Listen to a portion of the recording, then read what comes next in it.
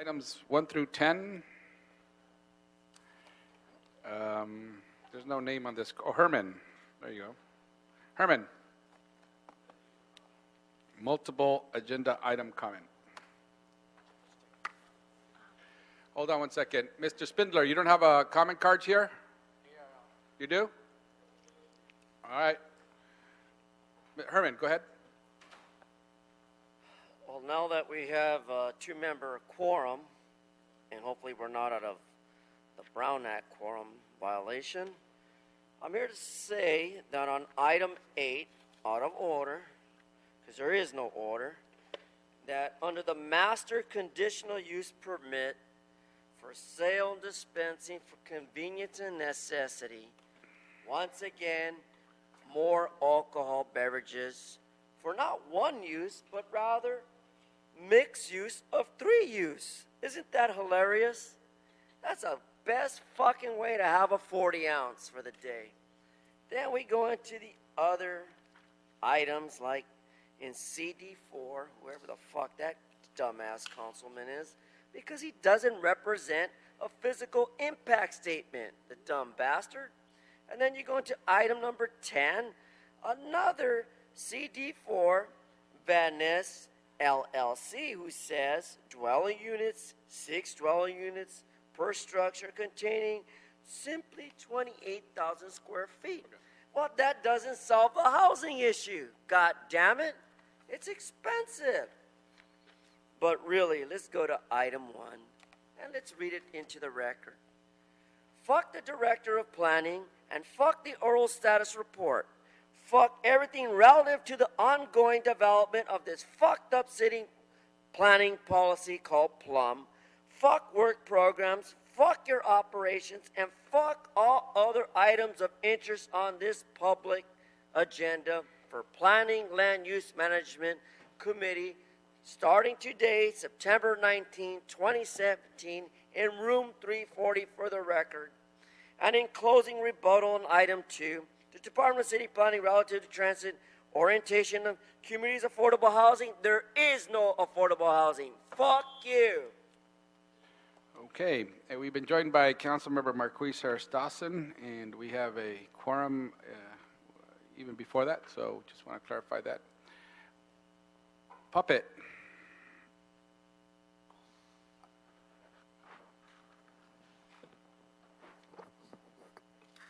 Fucking item number fucking 1. Director of fucking planning oral status fucking report. Waive it, fuck you. Number 2, transit orientated. Fuck that.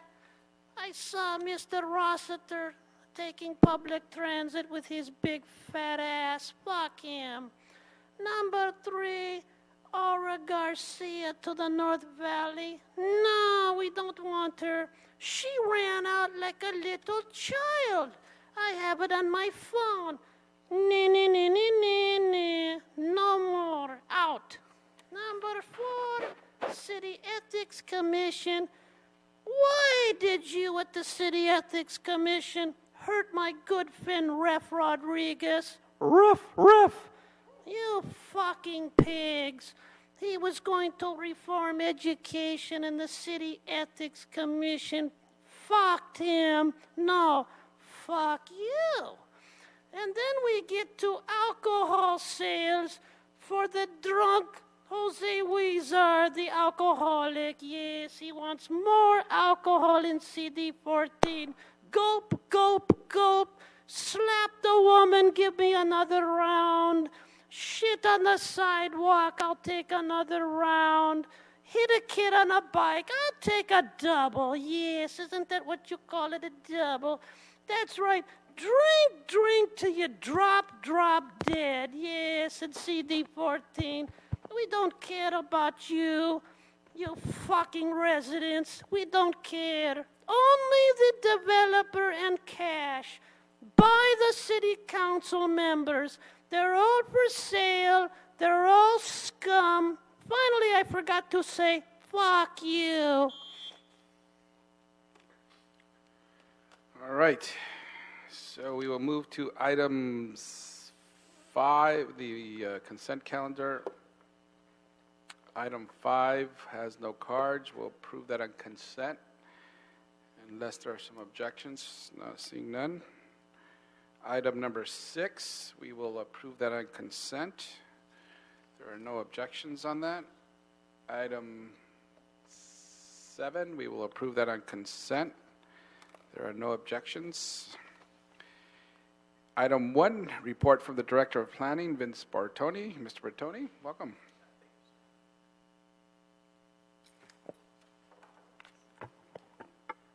Thank you, Councilmember Bodenfield. Thank you, Chair Weezer and members of the Planning and Land Use Management Committee. Vince Bertoni, Director of Planning. A few items of interest. We just, as I mentioned several times before, we did a Planning 101 training throughout the city. We had sessions in the Valley, West LA, East LA, Harbor, and South LA, and right here at City Hall for the center of the city. We had 387 people attend from various communities and organizations, businesses, and neighborhoods. We spearheaded this under our External Affairs Unit to really provide Angelinos with an opportunity to meet our staff and to give basic overview of planning and land use in the city. Sometimes we wonder, did we reach people and what they thought of it? We did a survey for this just to see how we did, and we had 78% of the participants surveyed rated the training excellent or good, and 88% said the content was well organized and they could follow it easily. So I think we had fairly good positive response. We plan on doing this again, expanding it. Not only the good feedback, we also want to hear the ones how we can do better, and we're looking at that too. So we want to thank everyone who was involved with that. Secondly, the City Planning Commission last week heard an item regarding the adult use of marijuana, the new cannabis regulations. And there's basically 3 parts to the city's regulations, and the Planning Commission looked at one of those 3 parts, and they made recommendations regarding basically location restrictions. So they moved on to the City Council a positive recommendation with a few changes. One of them was for personal use to allow the cultivation of plants up to 6 plant outdoors as allowed by state law, and to allow for pre-existing legal uses to allow for existing medical marijuana businesses to remain in their location with several stipulations, including no expansion in physical size. We had more than 100 people attend, and we had over 40 testify, so this will be getting forwarded to the City Council later this year. The last part of my presentation is regarding some new ordinances that the Planning Department has drafted, and will be heading the way of this committee towards the end of this year, beginning of next year. Is one, and they both deal with homelessness and how do we better handle and try to house homeless Angelinos. So one ordinance called Permanent Supportive Housing makes it easier for us to, from a zoning and regulation standpoint, to allow the permitting process for permanent supportive housing. And another one is to allow an easier conversion of hotels and motels to also allow for these to provide for potential housing for homeless people. So both of these ordinances would remove many regulatory barriers that exist within the city. And we are going out right now with 4 public meetings. We had them on September 12th, 13th, and 14th, and there's one coming up this Saturday, the 23rd. So we've been getting input from throughout the city. We'll be taking public testimony till I believe through October, and then we'll be forwarding this to our City Planning Commission in November. So you'll be getting that, if not the end of this year, probably towards the beginning of next year. So we're looking at many different ways as a city to address the homeless issue, as well as housing affordability. And with that, in terms of housing affordability, I'd like to turn it over to an item under our director's report, which is listed on your agenda, which is regarding the transit-oriented communities provisions, and to Ken Bernstein and Matthew Glesney. Okay, and before we begin on that, and before that item's called to order, just had a question on the Citywide Planning Commission discussion on land use regulations with respect to cannabis. Is the planning department comfortable with a new department taking on some of these land use issues, and kind of, not only is it a new department that perhaps we don't have the expertise in there, but there already exists a planning department that oversees similar similar land use issues. It doesn't have to be on cannabis, but it's on other related issues. So is the department comfortable with that? Is there working out some issues? How are you working with the new division on that? Thank you. It's an excellent question. I mean, what makes us comfortable is the way these are proposed and the way that these have been drafted, in the sense that they're not located in the zoning and land use regulations. So although they're distance requirements, they're not land use regulations. So these are provisions that have to do with both how do you site and locate these new businesses, as well as how do you deal with the cultivation and the selling.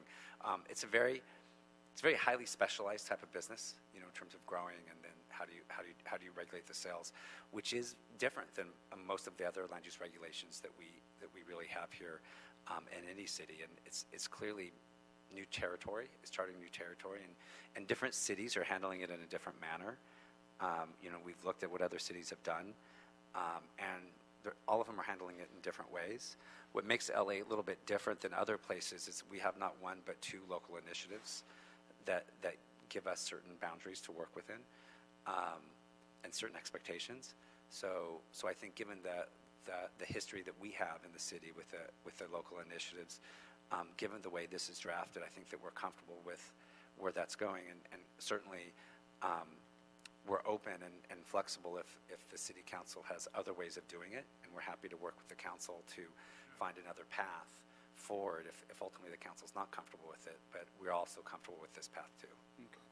Well, even on some of the technical tools necessary to analyze some of the land use issues in the new regulations, I mean, the planning department has those tools, mapping, I don't know what else. It's been a long time since I've been in planning school, but you got like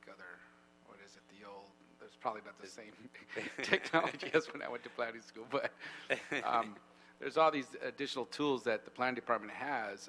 Is it going to impact on your resources, on your personnel, because I don't think this new department on cannabis will have, but what you were telling me earlier, it's not as sophisticated that they're going to need some of those. Well, they will. I think they may come to you for some mapping or other issues like that. So how is that impacting your budget, and have you worked out some agreement with them, or how would that work? Or are they going to develop their own? Right. I think that we have some tools that we can, I think what's nice about technology is it's evolved to a certain point in time where it's both very sophisticated, but it's also in ways easier for others to use who may not be the experts in it. So there is that ability now that we have with our geographic information systems, or GIS. I should say, in terms of kind of the path, and this is an excellent question about how we do planning.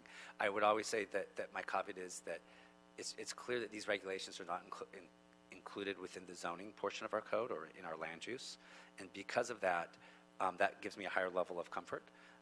The way these are written are such a way that they're not in zoning and land use. So the locational requirements are provisions for buffering and how do you locate them. We can probably handle a lot of that fairly easily through GIS. Okay. Whether we need additional staffing and budgeting, I would say we won't really know that until the final ordinance comes out and this hasn't gone to our legislative body, the city council. Mm-hmm. So we really want to make sure that we'll have to pay close attention once the council gets into their discussions. Okay, but as of right now, you don't anticipate additional impacts on your resources of the department? Not at this moment. Great. Any other questions for our director? No? Okay, thank you. So we will receive and file item 1 and move on to item number 2. Want to introduce them, Mr. Bertoni, or you did already? Okay. And Mr. Mejia, can you read that item into the record, please? Yes, Councilman. Item 2 is a presentation by the Planning Department. It's relative to the Transit-Oriented Communities Affordable Housing Incentive Program guidelines. Okay. Yes. Welcome. Good afternoon, Chair Weezar and Plum Committee members. My name is Matthew Glesney with the Planning Department's Housing Policy section. We're here to provide the Council with information on the pending release of a new housing program planned for this Friday, September 22nd. The program is called the Transit-Oriented Communities Affordable Housing Incentive Program, or just TOC program for short. The program was created by the voters of Los Angeles when they approved Measure JJJ, or the Build Better LA initiative, in November of last year. Measure JJJ did a few things, and one of those was directing the planning department to create this new transit-oriented affordable housing incentive program. You can think of it as similar to the current state density bonus program, but that it applies only near major transit stops, as defined by state law, and requires much more affordable housing than the current density bonus program. Therefore, the program also provides greater level of incentives to take part of the program. While the structure of the program and some of the incentives were specifically called out in the Measure JJJ, it also allowed the department some discretion to define the exact level of incentives and the affordable housing requirements. We had to create this within 90 days.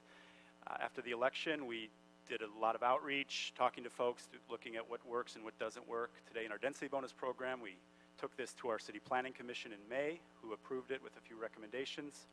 I won't go into all the details of the program, but wanted to just highlight a few points for you. First, when we picked this up, we immediately had a concern with the way it was written, asking for incentives to be created across the range of transit types in the city. We know there are major differences between a handful of bus lines in the valley versus, downtown that has really robust rail. And so we structured a program that provides different level of incentives with different affordable housing requirements depending on how far you are from different kinds of transit. So rail obviously gets a bigger boost than just regular bus lines. Rapid buses are also taken into account. And we have a map for that basically creates 4 tiers that you would fall in with different levels of incentives. Second, we wanted to make sure we respected our current planning and zoning for different sites in the city. So we put special restrictions, actually, and exceptions in certain areas that have been planned specifically for lower density growth or lower heights. They will not be able to receive the same incentives as other areas of the city. The same goes for specific plan areas where very specific planning and zoning had taken place. We wanted to respect that, and so they don't get the full level of incentives. They will get some. Third, we added a requirement that TOC projects that come to the planning department will have to go an internal design review for conformance with any applicable design guidelines that may exist for the area. Or we also have a citywide multifamily design guideline that we will be able to use. We will review projects according to our design guidelines, and planners will be empowered to actually place conditions on projects based on those design criteria. In summary, we believe the TOC program is appropriately implements the will of the voters of Measure JJJ and encourages housing around transit-rich communities as a way to grow sustainably, advance housing affordability, and maximize the region's investment in our transit infrastructure. Thanks to the voters, this program will soon be in place and will serve as a meaningful solution to our housing crisis. Thank you very much. Thank you. And are there any questions from the committee? Yes, Mr. Blumenfield. A couple of questions. The role of the council in this. I'm asking it, but one of my concerns is the way the measure was written. I think it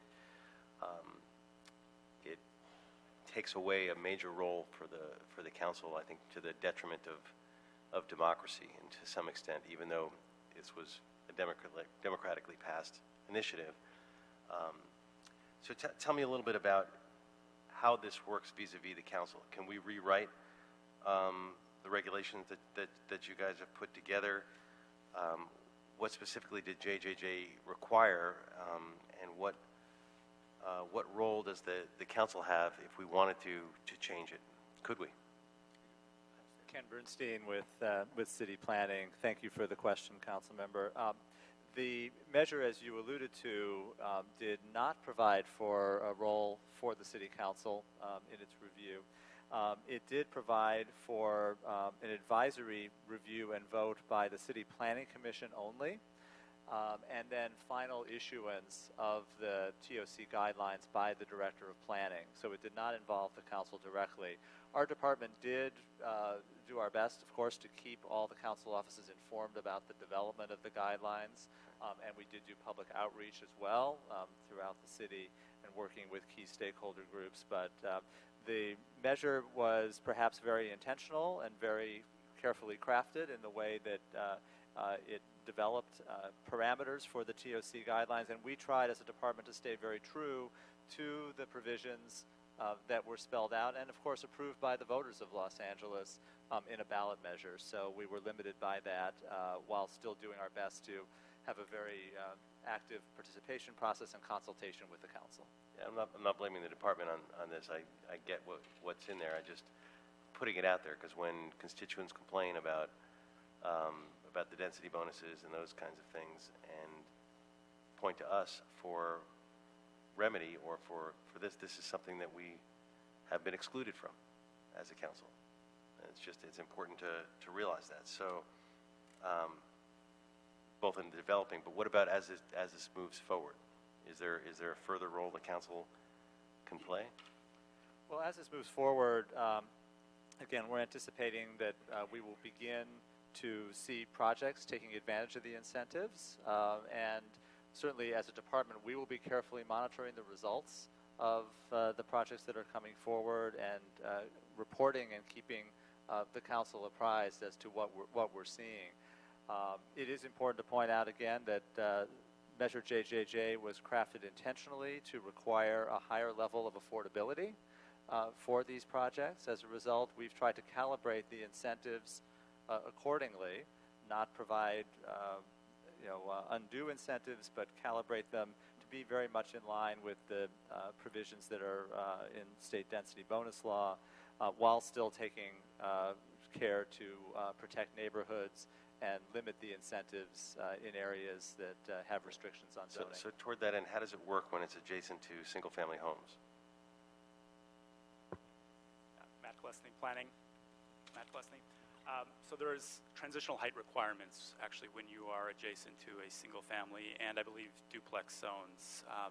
There's actually diagrams in the guidelines that have different step backs and different height limitations for properties that are adjacent to single family homes.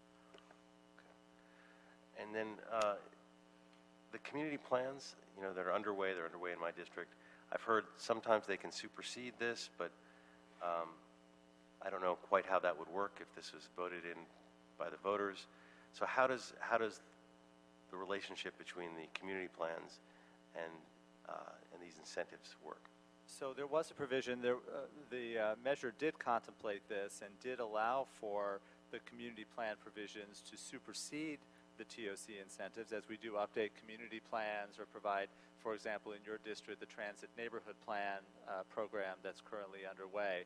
However, this would be only for those projects that provide at least the level of affordability provided for in JJJ. In those cases, we can craft community plan or specific plan or Transit Neighborhood Plan provisions that would supersede the citywide TOC incentives. So the process is underway now. If a community was concerned about a TOC incentive in a particular spot and the community plan was updated to reflect something different than what the density bonus would be, then the community plan would be the prevalent.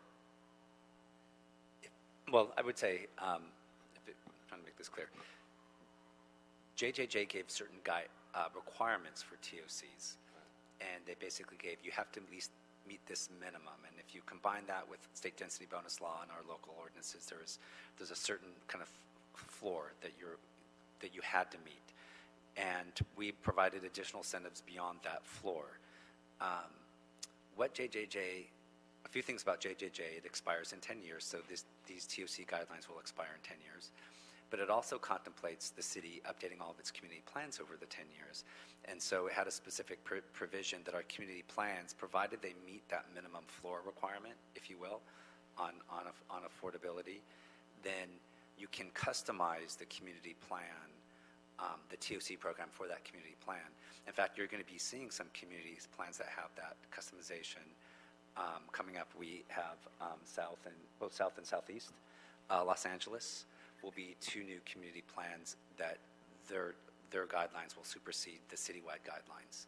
So as long as you meet that certain provisions, you can do that. And we would anticipate the community plans going forward that they would probably do that. Okay, thank you. Thank you. Is there litigation with JJJ at this time? Anybody sued the city on JJJ? City attorney? Adrian Corsani, City Attorney's Office. My understanding there's one action out there, but it's unrelated to the land use components of it, and it has more to do with the personnel and the jobs requirement. So it's not in the land use division, but there is, I believe, an action out there related to other elements. Okay, I had heard out there that there would be some litigation. I just never know if that was ever filed, and if it was, I was wondering how this might, if there is litigation going on, how this may affect that. So if there's no litigation, okay. This report comes out Friday? That's right. The final guidelines become effective on Friday. Okay, excellent. Any other? One last Yes, question. Mr. Blumenfield?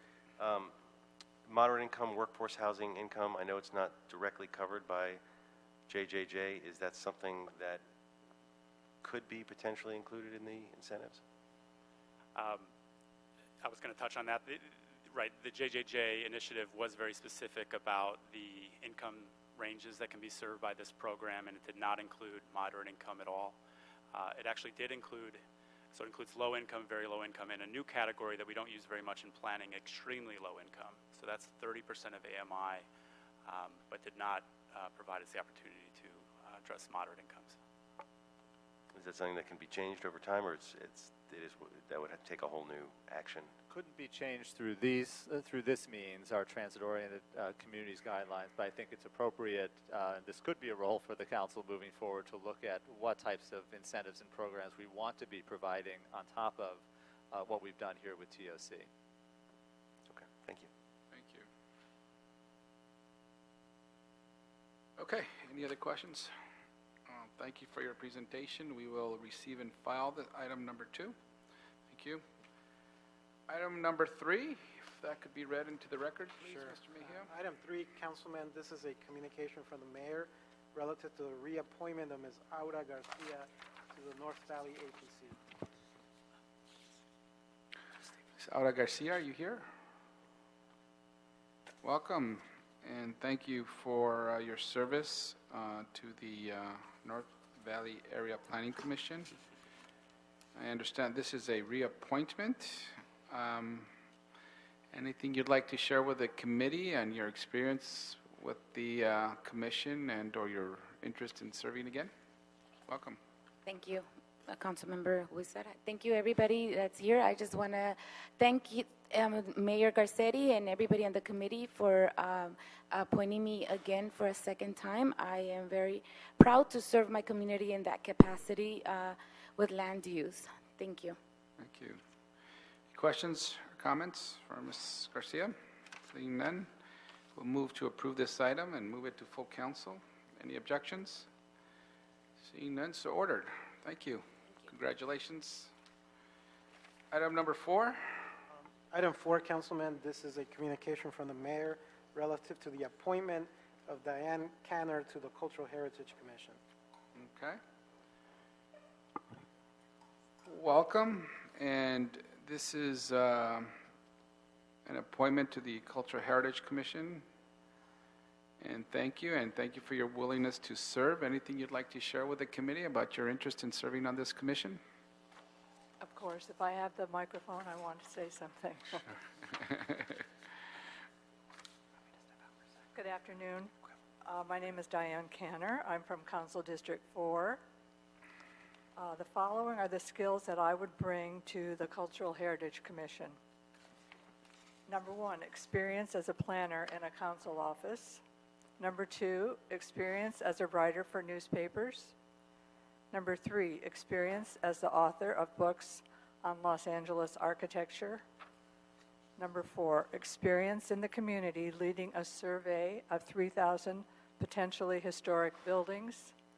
And number 5, experience advocating for historic cultural monument status for a number of buildings in the city, including a church and a public staircase. My belief is that protection of significant buildings and neighborhoods contributes to good urban design, which in turn can foster and encourage economic growth and development. Preservation ordinances do not decrease property value, nor do design controls discourage investment, new construction, or rehabilitation. Instead, they stimulate even greater interest in neighborhoods that already attract investment and renovation activity because of their historic character. In the end, historic landmarks are created by political, not historical decisions. Change is inevitable, and history, public will, economics, and future growth and development will often be in conflict. How Los Angeles will determine the proper balance between old and new is in the hands of your committee and the City Council. I look forward to being part of that process. Great, thank you very much. It's great to see someone with your interest and passion about historical preservation on this commission, and thank you as well for the number of volunteer endeavors you've been involved with the city, so it's much appreciated. Any questions or comments for Ms. Canner? Seeing none, so we'll move to approve this item and send it to full council. Oh, 1 second, we have one public comment card. John Wellborn?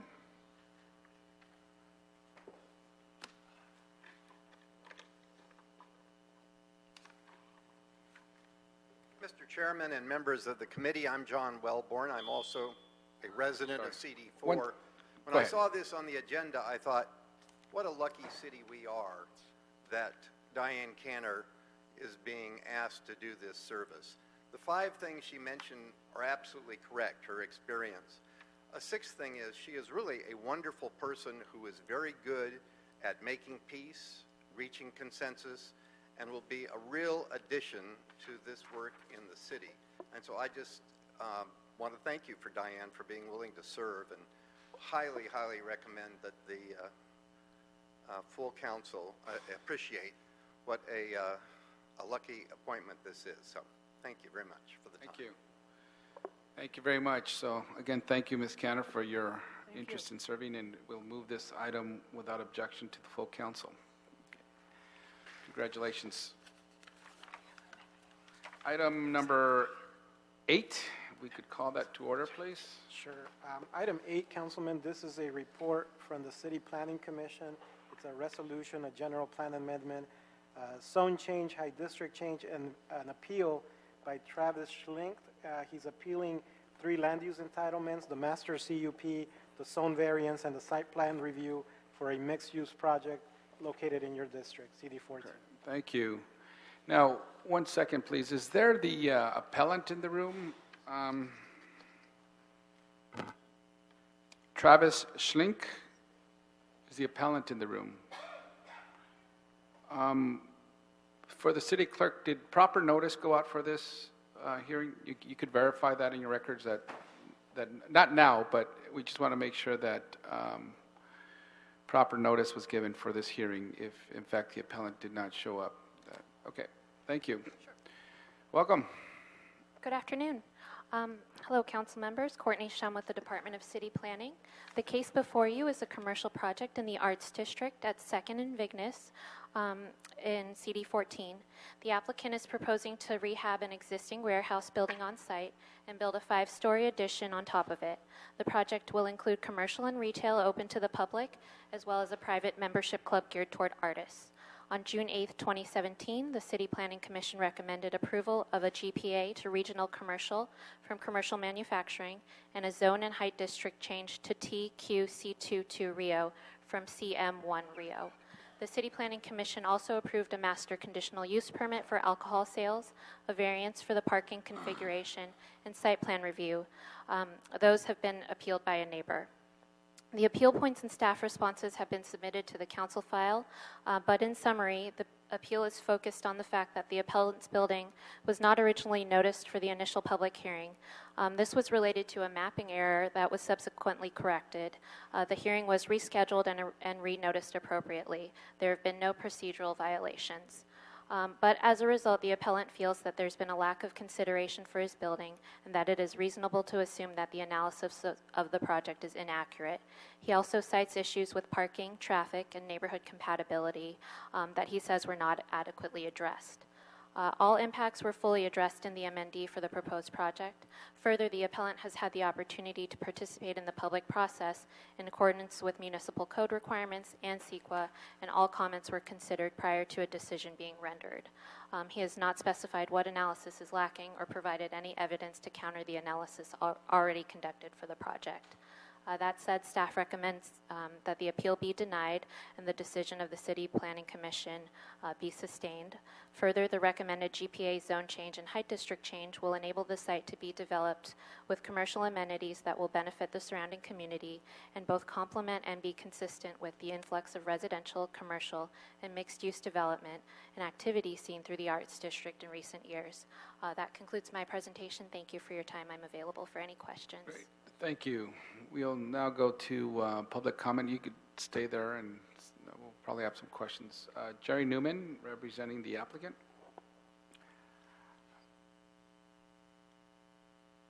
Thank you, council member, members of the committee. My name is Jerry Newman, representing the applicant.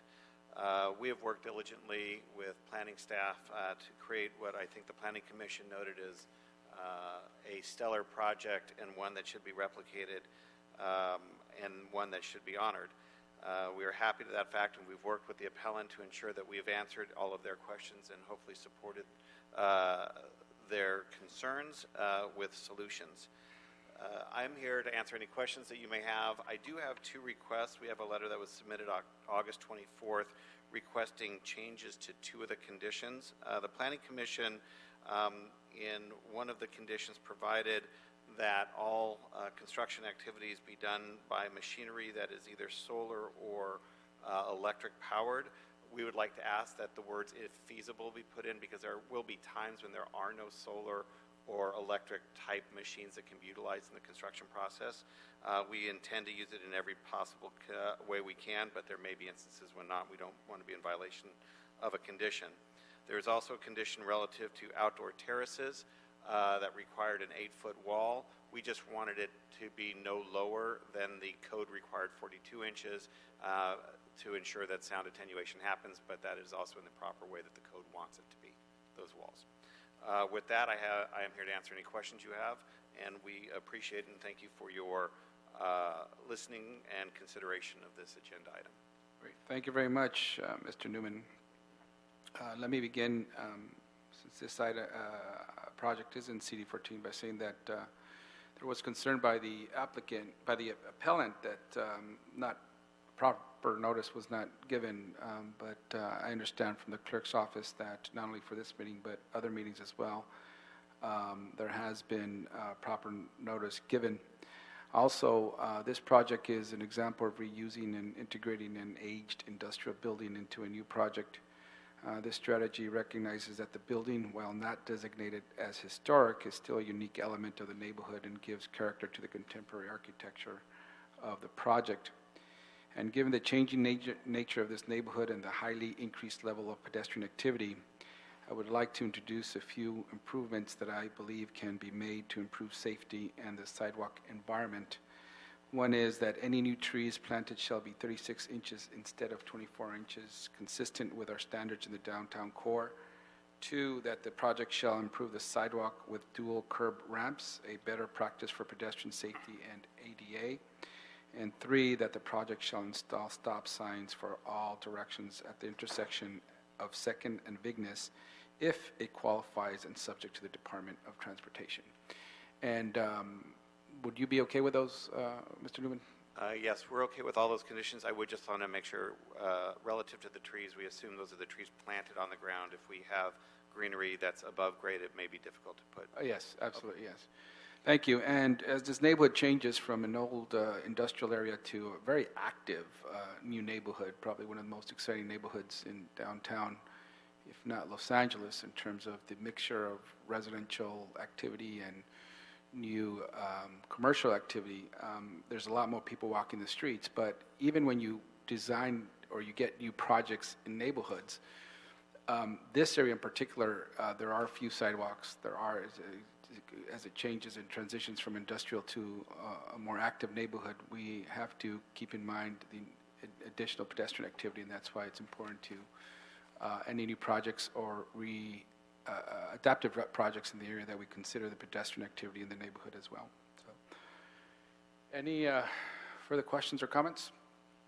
Seeing none, I'll move to deny the appeal, adopt the zone change and height district change, adopt the resolution for a general plan amendment, and sustain the determination of CPC in approving the ZV, MCUP, and site plan review, subject to the revised conditions submitted by Council District 14 and those requested by the applicant as well that have been submitted. Any objections? Seeing none, so ordered. Thank you.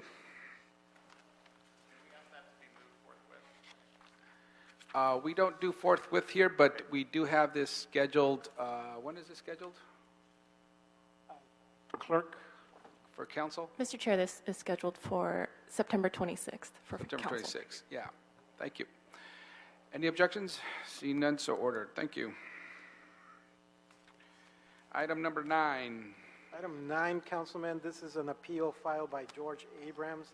This is a report from the Central APC as it relates to project permit compliance and a approval of a 15-foot front yard setback for a 6-unit development in CD4. Okay. Welcome. Good afternoon, council members. Mindy Winwood, City Planning. As mentioned, the item before you is an appeal of an approval of the demolition of an existing residential development and the construction of a 3-story, 6-unit residential development for a property located at 4718 Franklin Avenue within Sub-Area A of the Vermont Western SNAP Specific Plan. The following entitlements were approved unanimously by the Central Area Planning Commission on February 14th, 2017. A specific plan exception to allow a 15-foot front yard setback in lieu of the otherwise required 74.62-foot front yard setback, and a project permit compliance to allow the proposed demolition and construction within the specific plan area. On March 20th, the APC's decision was appealed by an aggrieved party based on the assertion that there are no practical difficulties or unnecessary hardships related to the project. The specific plan stipulates that the building setback for properties located within Sub-Area A is determined by the adjacent structures on either side of the project site when located within the same sub-area.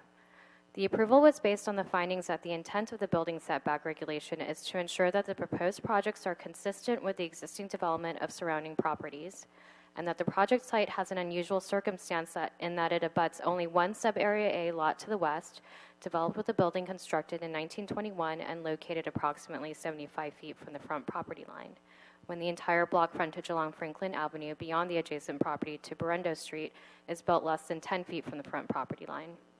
As a result, the technical language of the specific plan has created an unintended consequence in requiring the project site to be consistent with the only property on the block frontage that is inconsistent with the surrounding properties. In addition, providing the required setback would limit the development area of the project site to half of other lots in the same zone and vicinity, making it such that the exception is necessary in order to preserve a property right enjoyed by others in the area. Aside from the subject requests, the project complies with all other aspects of the specific plan and falls within the permitted density and height limitations of the zone. It should be noted that the site can accommodate up to 10 units by right, but it's choosing to develop only 6 units, and that the exception has not been requested in order to maximize their development rights. Based on this information, staff recommends that the council deny the appeal and sustain the original decision of the Central Area Planning Commission. That concludes my presentation. I'm available for any questions you may have. Okay, thank you. We'll first go to the appellant, George Abrams.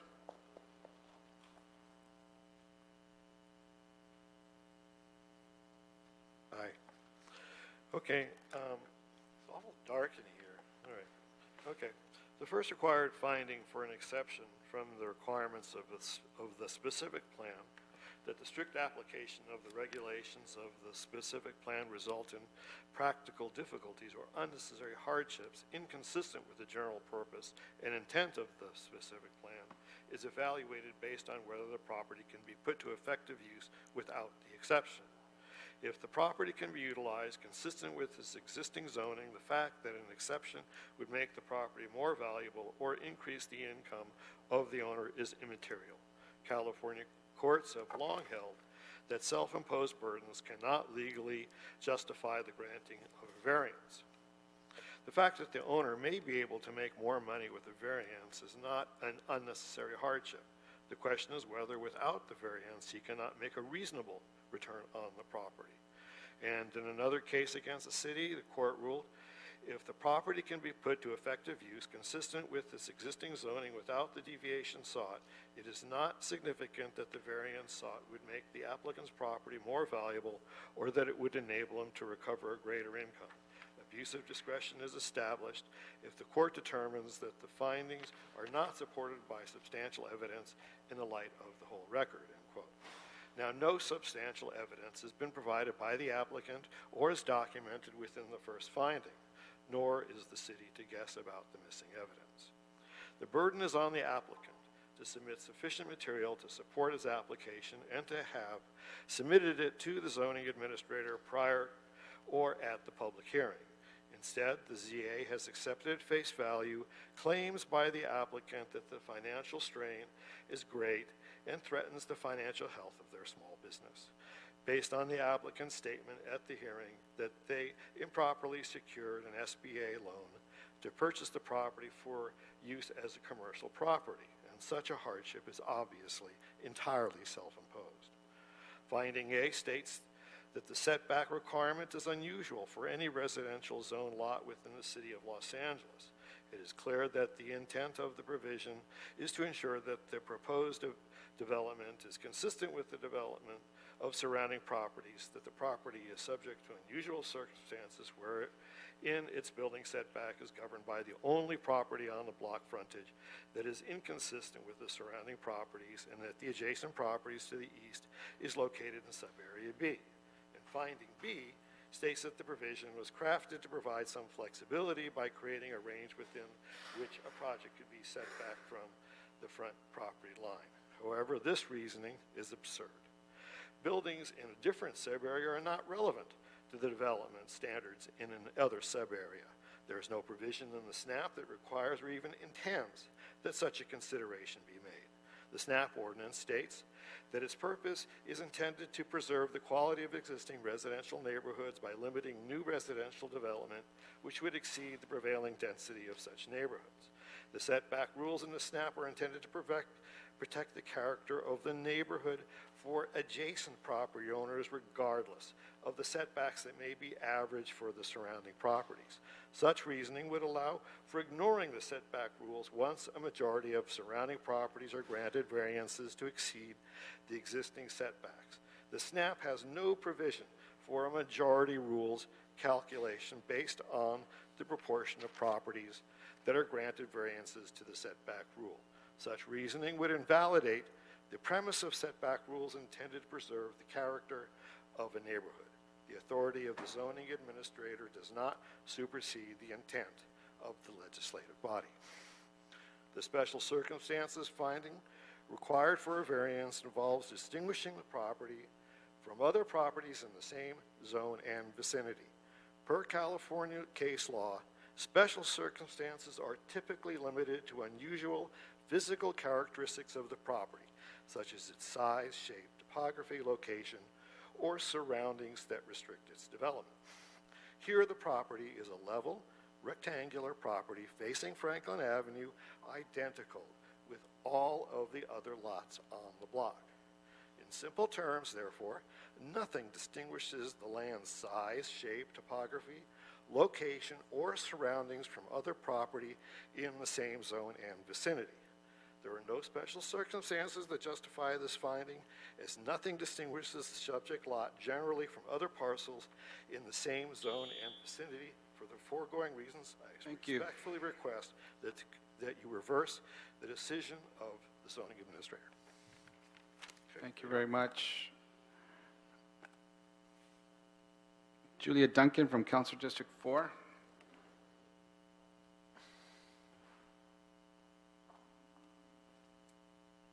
Good afternoon, council members. We respectfully request that the appeal be denied and the action of this Central Area Planning Commission be sustained.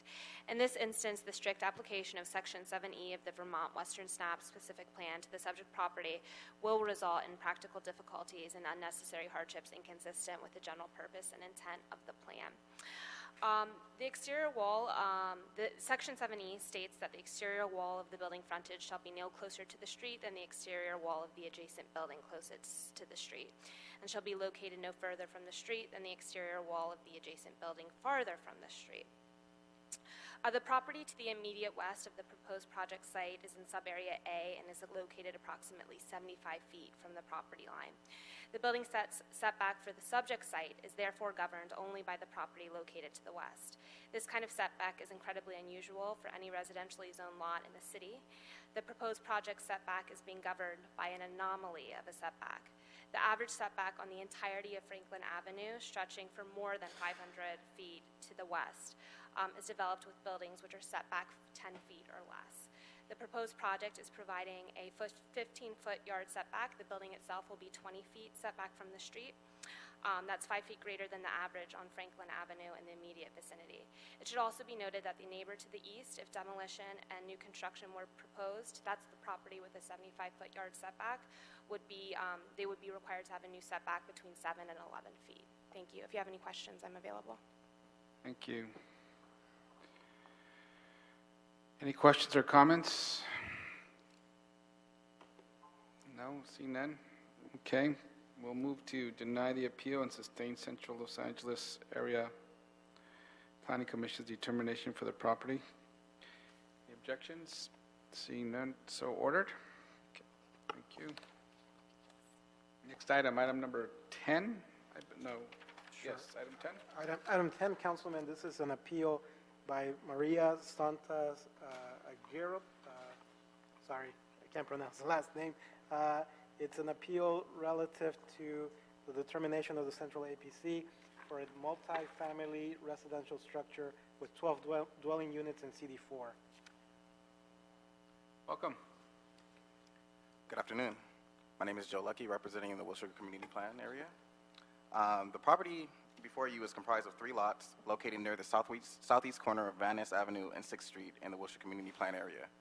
The project entails the construction of 2 4-story, 45-foot-in-height multifamily residential structures consisting of 12 dwelling units, 6 dwelling units per structure, containing approximately 28,482 square feet of floor area, along with 24 on-site parking spaces in the Park Mile specific plan, and a ministerial density bonus reserving 11% or 1 unit for very low-income households for a period of 55 years. On March 10th, 2017, the Director of Planning issued a determination approving a project permit compliance review and design review. The case was appealed on March 22nd, 2017 by the north abutting property owner. The Central Area Planning Commission denied the appeal on April 25th, 2017. On August 30th, 2017, CEQA case number environmental 2016-3613 CE was appealed to City Council by the north abutting property owner. The subject property is a level, slightly rectangular shaped parcel and is located within the RD31 zone. An overview of the appeal points were improper use of CEQA categorical exemption. The appellant stated that the project improperly uses the Class 32 categorical exemption. However, the project complies with the 5 findings for a Class 32 exemption, including consistency with the general plan and applicable zoning designation and regulations. Under the guise of the CEQA determination, the appellant stated that the project does not comply with the Park Mile specific plan and the Wilshire Community Plan, as well as the general plan. The appellant stated that the proposed project does not comply with the Park Mile specific plan. However, the Director of Planning and the Central Area Planning Commission found that the project complies with density, building height, parking, landscaping, and design requirements as set forth by the Park Mile specific plan. The Park Mile specific plan is silent regarding use within the RD3 zone. Therefore, the project defers to the provisions of the zoning code with respect to those items not covered in the specific plan. The project as proposed, is consistent with the specific plan and the municipal code. The subject property is zoned RD31 and has a lot area of approximately 24,690 square feet, which allows a base density of 9 units. Further, the project has a 3-to-1 FAR, which entitles the project to a minimum by right floor area ratio of approximately 74,070 square feet, which represents a 3-to-1 floor area ratio. The project floor area is actually 1.37 to 1 or 28,482 square feet, which is well below the allowable 3-to-1 FAR. Concluding, staff has found that the concerns raised by the appellant are addressed throughout their findings and the justifications made in the determination and the conditions of approval. Also, the categorical exemption that was issued for the project will be the adequate environmental assessment. Staff recommends that the appeal of the appellant be denied and the City Council find that the project is exempted from CEQA pursuant to Section 21080 of the California Public Resources Code and Article 3, Section 1, Class 32 of the CEQA State Guidelines. I conclude and open up to any kind of questions or concerns. Thank you. We'll turn now to the appellant, Dean Walroff and Marta Santos Agripoulos. You have a total of 5 minutes for your presentation. Thank you. Welcome. Thank you, council members. I'm Dean Walraff. I represent Maria Suntas Argyropoulos, who's the appellant in this case. There are a number of land use issues that suggest this is not an appropriate project for this site. It's really much larger than the single-family houses in the area. But the reason we're here is because of the CEQA appeal. The land use portions of the approvals cannot be appealed to the City Council. So we're here discussing just the CEQA categorical exemption, essentially. The Class 32 categorical exemption, which the Department of City Planning is applying here, has a criterion, a requirement that, quote, the project must be consistent with the applicable general plan designation and all applicable general plan policies, as well as the applicable zoning designation and regulations. But this project is inconsistent with both the general plan and the specific plan. The major inconsistency with the general plan is that the general plan requires a, quote, a general limitation of residential densities in various neighborhoods to the prevailing existing density of the development within those neighborhoods. And this project is not consistent with the current density. Under the community plan, again, part of the general plan, density in low, medium residential 1 category is 9 to 18 dwelling units per acre, but this project is over that well, just a little over that at 18.48. The specific plan, section 3.C, prohibits buildings on the northern side of Wilshire Boulevard from exceeding 3 stories and 45 feet in height. And here's the quote: this subsection C, which limits height to 3 stories, shall regulate the height of buildings in the specific plan area, notwithstanding any contrary provision of the LA Municipal Code. That pretty much says this does apply, and it's a 4-story building where the limitation is 3. So because the project violates both the general and the specific plan, the Category 32 exemption, which requires consistency, is not available.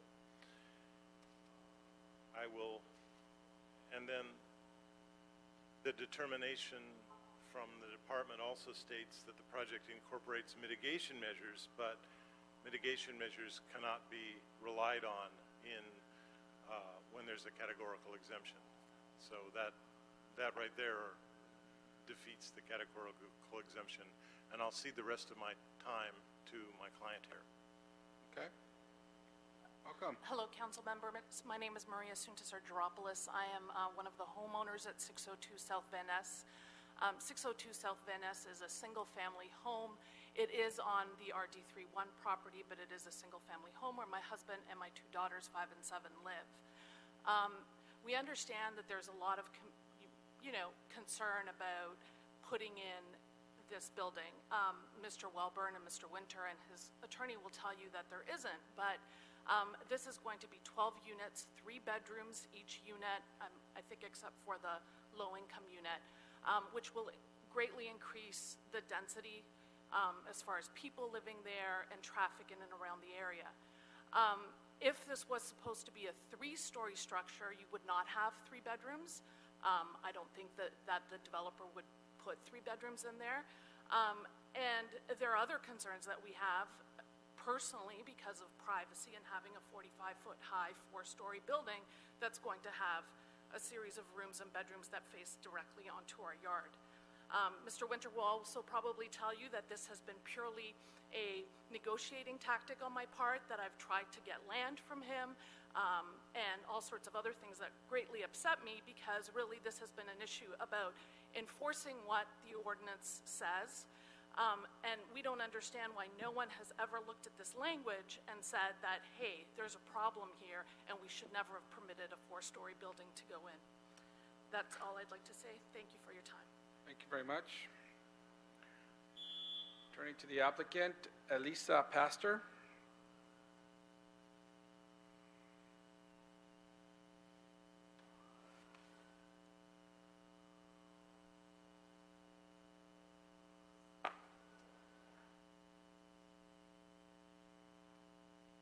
Good afternoon. Good afternoon. Welcome. Good afternoon, Chair Weezer and members of the Commission. My name is Elisa Pastor. I'm here on behalf of the applicant, Michael Winter. We respectfully request that you deny this appeal for numerous reasons. First, we'd like to thank staff for all of their work on this. We went to the Design Review Board of the Park Mile Specific Plan no less than 4 times. We worked very closely with the Design Review Board to make sure that we complied with all of the standards for this project, and we do. As it has been said to you, this is a multi-family zone, and I'm going to talk a little bit about what's on this street. So there is one single-family home on this street. Across the street from us is multi-family housing. To the east of us is multi-family housing. To the south of us is a commercial parking lot. There's other multi-family housing on the block. There is also a number of commercial and public facilities uses on this block. This is a multi-family zone. This is exactly the type of development that a Class 32 CEQA exemption was meant to promote. We have a housing crisis in this city. We are replacing one single unit with 12 units, including an affordable unit. This project is not inconsistent with the plan. The language that you were just read is actually taken very much out of context. If you look at the beginning of Section 3, it talks about that it is only applicable to commercial zones. We've worked very closely with staff and with others who are the professionals in the planning department on making sure that this language is interpreted correctly, and the city, as the drafter of the plan, as the professional in this here, have broad discretion to interpret that language. We do have the support of John Wellborn. He is here. Again, we got unanimous support from the DRB, from the planning director, and from the APC. We respectfully ask that you deny this appeal. This is RD3 zone, and this should be a multi-family building. Thank you. Thank you. Happy to answer any questions. John Wellborn.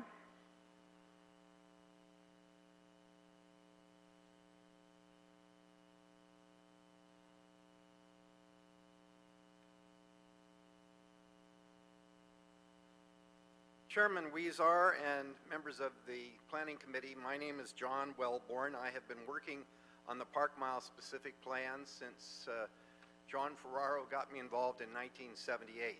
I'll be happy when everything is built. I have worked on the adoption of the Wilshire Community Plan and, as I say, the Park Mile Specific Plan. I am representing the Windsor Square Association, which is the area that surrounds this, and I think you should have a letter before you. Also the Wilshire Homeowners Alliance, which has worked to enforce the Park Mile Specific Plan. And as it says in this letter, the categorical exemption is absolutely proper in this case. There is no problem here. The appeal should be denied. I'll be happy to answer any questions based on my seemingly almost 40 years of experience with this, but I urge that you go along with the staff. Thank you very much. Thank you. Michael Winder or Wonder?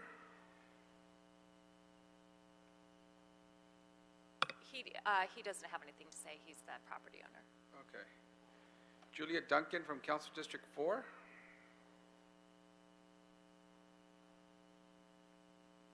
Good afternoon, Julia Duncan, Councilmember Rue's office. We would request that you deny the appeal and sustain the planning director's determination in approving the project permit compliance and design review and categorical exemption. The appellant claims the categorical exemption for the project is inappropriate because one of the criteria controlling the applicability of the exemption is the project's compliance with local land use plans. As discussed below, the project is consistent with the local land use plans. The area is zoned and designated for such development. The project is surrounded by both commercial and residential development. The total proposed floor area is 1.37 to 1, or 28,500 square feet, which is well below the allowable floor area of 3 to 1. The project went through the design review board process and public hearings and is compliant with the Park Mile specific plan. The applicant presented 4 times to the DRB, 2 occasions for preliminary review and 2 for public hearings, and the board approved the project 4-0, recommending conditional approval. The project is categorically exempt. It's consistent with the applicable general plan and the policies as well as the applicable zoning designation. The project, we feel, meets all the criteria for the Class 32 exemption. I'm available for any questions. Thank you. Thank you.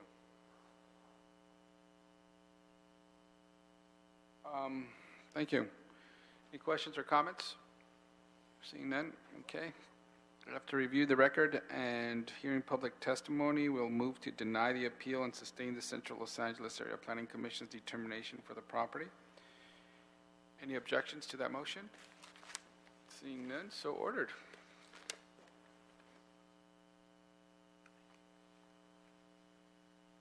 Next item, I believe we have general public comment. Correct, Councilor. Doug Haynes.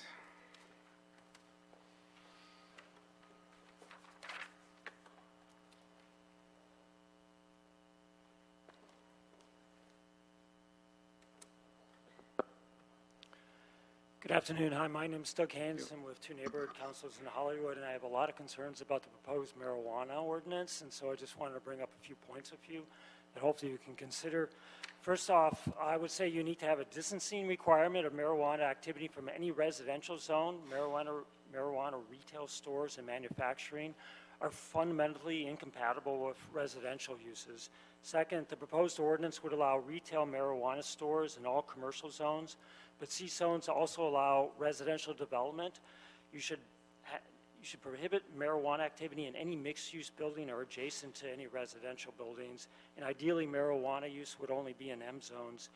You need to retain child care and colleges as sensitive uses requiring the 800-foot distance. Retail operations without on-site sales, but delivery sales would not have any distancing requirements. That's a sure way to create commercial storefront dead zones in my neighborhood. And also the proposed ordinance would allow retail pot stores at LAX and on the Paramount Pictures lot. We don't need any of that activity. I went through that chaos with you when we were trying to get the ban in effect.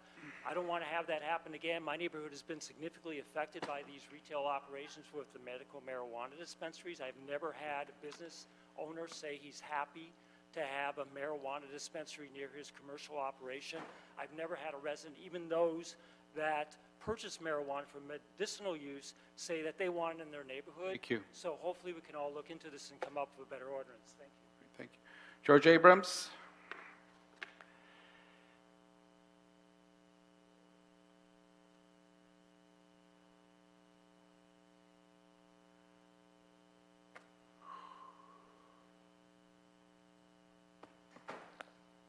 Yeah, Councilmember Blumenfeld, when you were discussing the non-applicant appeal fees, was wondering why there was so much expense involved with it. And I raised the point that actually is because it's actually your fault because you fail at the administrative level to seriously consider actually all the legal issues that are associated with these various cases. And that's why people are always going to court.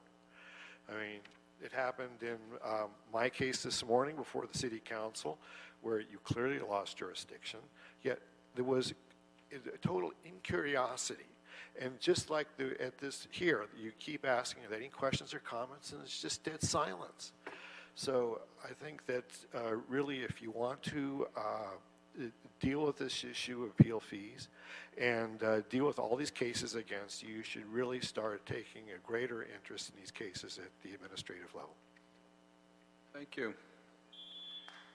Okay, we have a card here that doesn't have a name on it, so don't know who to call. Any other, and that concludes our meeting. Thank you. Thank you very much. That meeting is concluded. Fool, where's the public comment card, fool?